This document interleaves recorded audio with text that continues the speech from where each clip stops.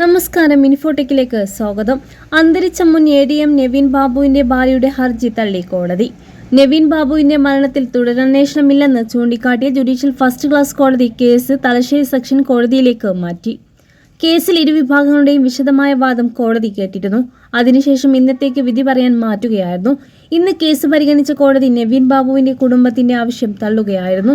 അതേസമയം കണ്ണൂർ ജില്ലാ പഞ്ചായത്ത് മുൻ പ്രസിഡന്റും CPM നേതാവുമായ PP ദിവ്യക്കെതിരെയായ അനധികൃത സ്വത്ത് സമ്പാദനവുമായി ബന്ധപ്പെട്ട പരാതിയിൽ അന്വേഷണത്തിന് അനുമതി തേടിയെന്നും വിജിലൻസ്. ദിവ്യക്കെതിരെയായ അഴിമതി ആരോപണത്തിൽ വിജിലൻസ് അന്വേഷണം ആവശ്യപ്പെട്ടു നൽകിയ പരാതി അട്ടിമറിച്ചെന്നും ചൂണ്ടിക്കാട്ടി KSU നേതാവ് P. മുഹമ്മദ് ഷമ്മാസ് നൽകിയ ഹർജിയിൽ ഹൈക്കോടതി വിജിലൻസിനെ മറുപടി തേടിയിരുന്നു. തുടർന്നാണ് ഹൈക്കോടതിയിൽ വിജിലൻസ് ഇക്കാര്യം അറിയിച്ചത്.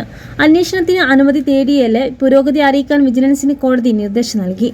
കേസ് സെപ്റ്റംബർ 18 വീണ്ടും പരിഗണിക്കും. കണ്ണൂർ ജില്ലാ പഞ്ചായത്ത് പ്രസിഡന്റ് ആയിരിക്കുമ്പോൾ ദിവ്യ കോടിക്കണക്കിന് രൂപയുടെ അഴിമതി നടത്തിയെന്നാണ് KSU നേതാവിന്റെ ആരോപണം.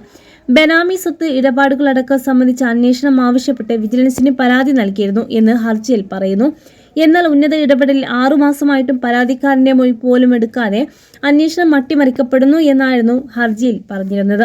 ദിവ്യ ജില്ലാ പഞ്ചായത്ത് പ്രസിഡന്റ് ആയതിനു പിന്നാലെ ആരംഭിച്ച carton India islands private limited എന്ന കമ്പനി ബെനാമി പേരിൽ ദിവ്യയും ഭർത്താവും ചേർന്ന് ആരംഭിച്ചതാണ് എന്നാണ് ഹർജിയിലെ ആരോപണം.